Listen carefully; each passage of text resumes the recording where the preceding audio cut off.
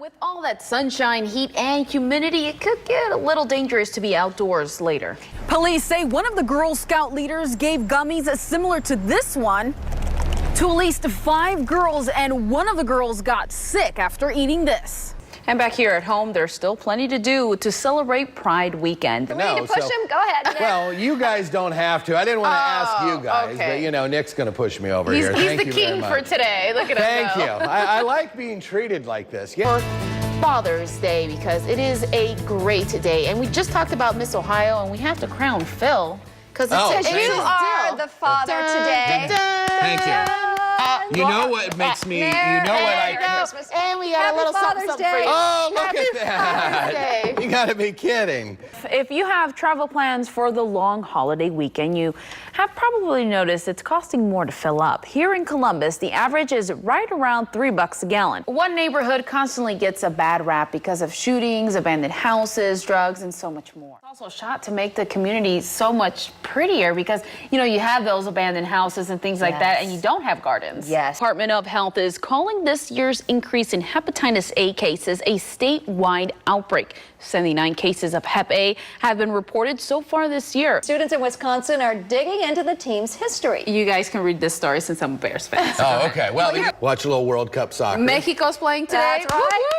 Oh, that should be a good game. Yeah, against Germany. And as you can see, I already have my team picked. Mexico, they play today at 11 a.m. Huge game. That's why we're green. Yes, in support. They're playing against Germany today. Now, the Smart Columbus Experience Center opens today. It's a center where people can see, touch, and hear about the future of mobility in our city. And our Lisa Henry is out there live getting an early sneak peek. All right, so what you got over there? All right, are you guys Hello Kitty fans, by the way? I don't hate it. Yeah, exactly. Well, I don't collect it. So I love this story. Hello Kitty fever has hit the Bay Area for the grand opening of the Hello Kitty Mini Cafe. And fans lined up as early as 5 o'clock in the morning. That would be you. You know how we love to eat here. Somebody had a birthday, I heard, right? Oh, that was Jackie had a birthday. That's true. I celebrate the whole week, so it's good. It's on time. It's all right. Happy Wait, birthday, Jackie. Happy birthday. It's only because we like to celebrate and eat. That's why. it. We were just looking for a reason to eat. At first, I'm like, wait, wasn't it just Father's Day? You're like, what are we doing this? Hours after President Trump's attorney, Rudy Giuliani, floated the idea of using presidential pardons to, quote, clean up the Russia probe. But now he's backtracking on that idea. Okay, so an entire town is on the market for the bargain price of $925,000. That's all. Hey, we could chip in and do that. There are a number of undocumented immigrants right here in central Ohio. They tell me if they're deported, they don't have a home to go back to because of gang violence or natural disasters. And this country is the only place they've learned to love and call home. This mom, who we will call Maria, says she's terrified. She doesn't want to show her face because she's an undocumented immigrant from Guatemala. She's been living in this country for 9 years, but hasn't seen immigration rates like this in Ohio until now.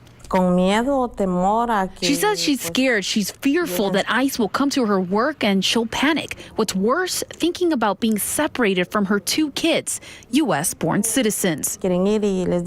She says they want to go outside and play, but says no. Again, fearing ICE will be right outside their home.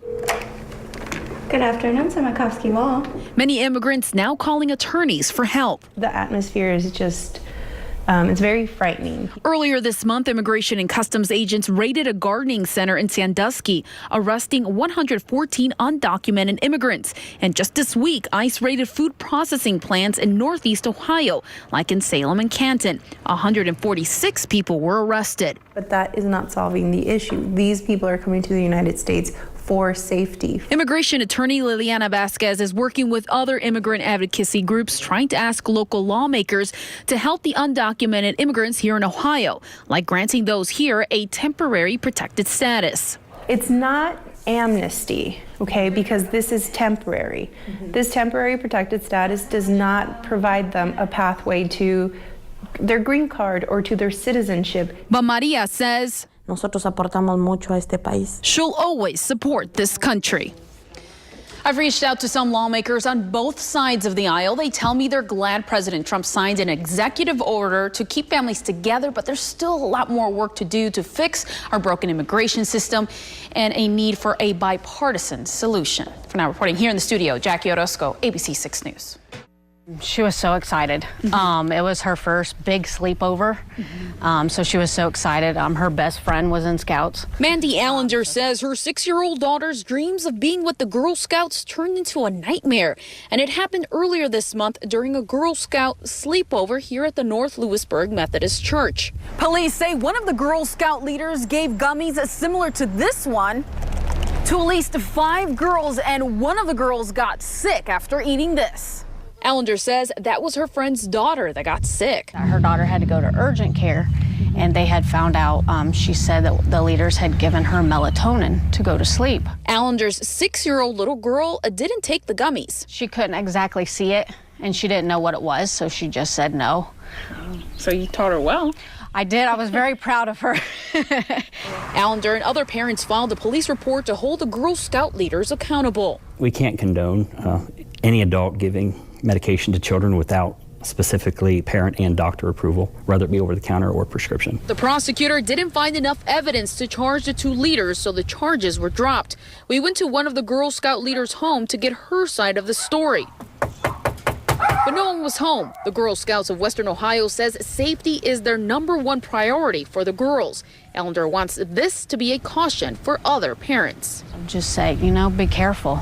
I mean, because you trust these people, but you just never know. I mean, we never thought that it would happen to us. Police and parents tell me that woman was let go of her post, but the Girl Scouts tell me they do not comment publicly on staffers, even when they're volunteers. In North Lewisburg, Jackie Orozco, ABC 6 News.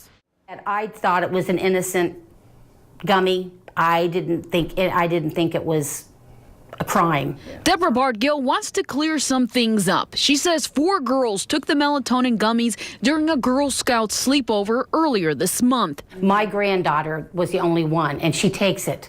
I mean, that's her pediatrician recommended it for her. 2 other girls had their parents' permission. Her mom asked me to give her one because she takes melatonin every night because she has trouble sleeping.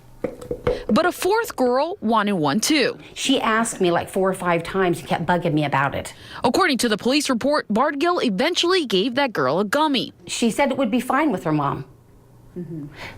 So I had no reason to doubt her. I mean, she's a sweet little kid. But in the police report, her parents say they never gave permission. The next day, her parents had to take her daughter to urgent care because she kept throwing up.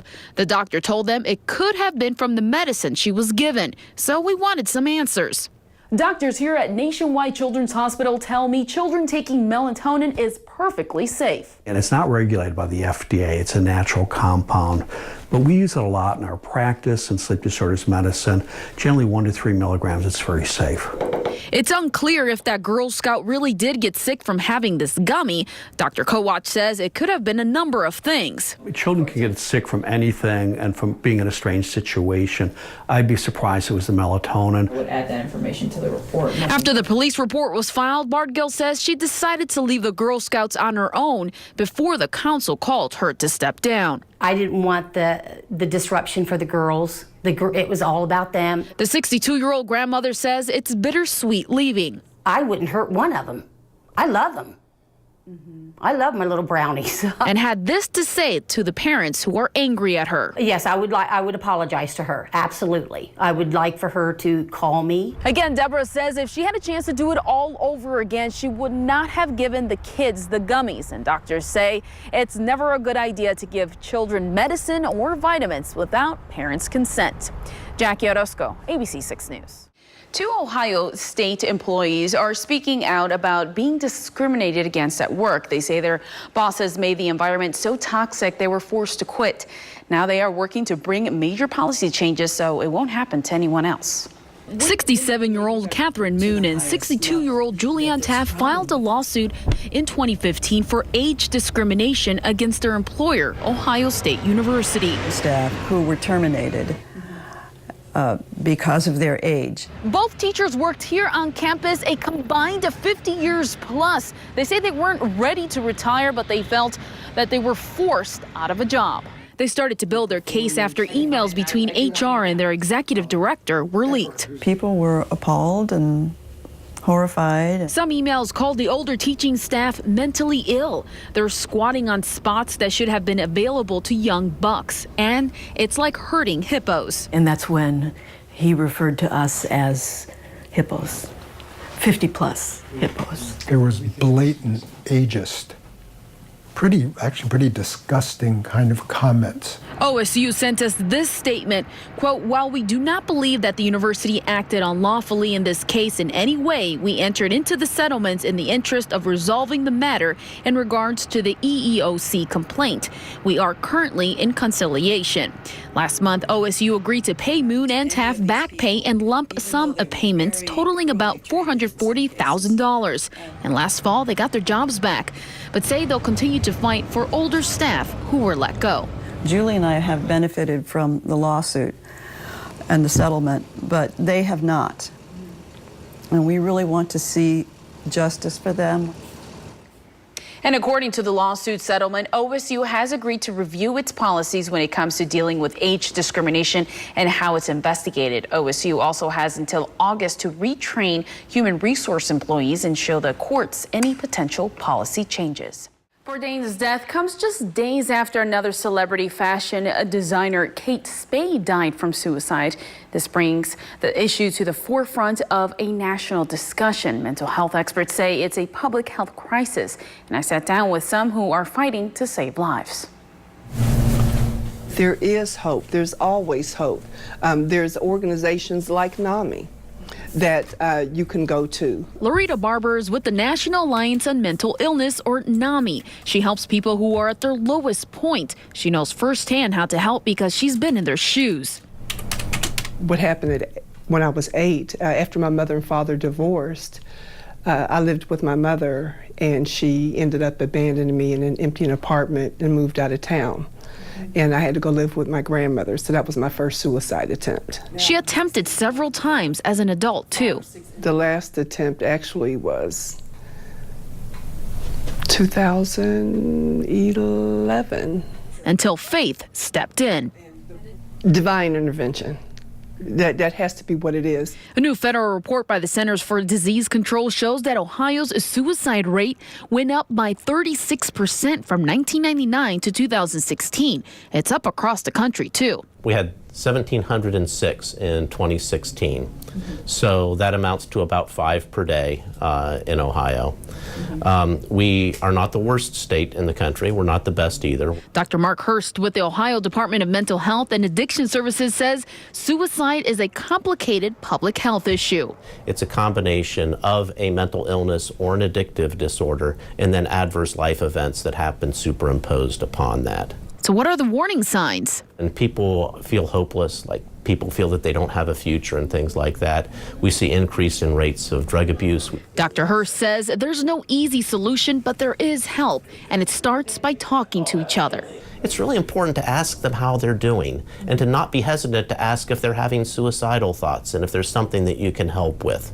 For Barber, a little faith can go a long way. When I realized that everything that I have gone through is something that other people can use. I can give strength to other people by letting them know that you can make it out of these situations.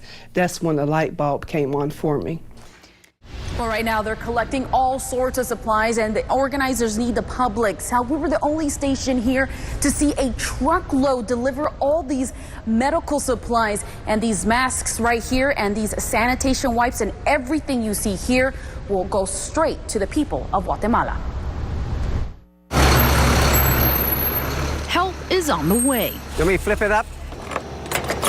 The Latino community kicking off Ohio United for Guatemala project. As soon as we heard that, we decided to do something. Glendy Munoz calls Columbus home, but her heart is broken after seeing images like this ravaging her native country. Yes, a lot of people died. Volcán de Fuego, or volcano of fire, has affected 1.7 million people in Guatemala, 99 killed, and more than 12,000 people have evacuated. Our hearts and our school are with you, Guatemala. It means a lot Munoz still has some friends and family in Guatemala, so bringing Central Ohio together to help her people means a lot. But I see that we are not alone. And I'm not crying to get sympathy. I'm crying because all these boxes filling up fast. Are you all right? Well, we got it. At Columbus Bilingual Academy North. Good. Can we just put them right on here? There we go. Our school is going to reach out to our parents, and we're going to start getting donations too. The public charter school represents students from a number of South American countries, so when the call came in to help, they jumped in. But that is the heart of this school. Munoz couldn't believe all the help coming in. She says she wants her people to know that they're not alone. Help is coming. Gracias. Gracias. LULAC Columbus Council is behind this donation drive right now. They're in need of canned food, diapers, flashlights, and a long list of other things. Now, remember, you can drop them off right here at this school. We posted all the information on our website. Just click on this story. For now, reporting live here in North Columbus, Jackie Orozco, ABC 6 News. A mother is hitting the road and doing whatever it takes to get her son a kidney. She feels like she's just one phone call away from a miracle. And this mom says she will always be there for her son, no matter how old he gets. 82-year-old Norma Bricky loves to drive. I'm all over town. I go to Polaris, I go up north, I go everywhere. But she does it for a purpose. This is the only way we're going to get a kidney. And I'll do what I have to do. I'll be like those bums that stand on the corner. She put the sign on her car about a month ago. She's had a few calls.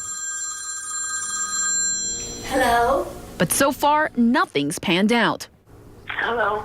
I'm not sure if your ad was real. The kidneys for her 63-year-old son, Val Bricky. My mom's awesome, and the stuff she does, and she's a good motivator, you know, so Yeah, creative. I'm after him all the time. Do this, do that. He's been on dialysis for about 2 years now. I just deal with it as best I can. Yeah. And unfortunately, my brother had the disease, but he got a kidney, and then it's hereditary, and I have a son, and, unfortunately, he now has it. But they're hoping to hit the jackpot. Getting a kidney's like winning the highest lottery that's ever been paid out. It may be one phone call away. He gets excited every time we get a phone call. It's like, oh, this could be the one. But until then, she'll keep driving around town. That's what mothers do for their kids.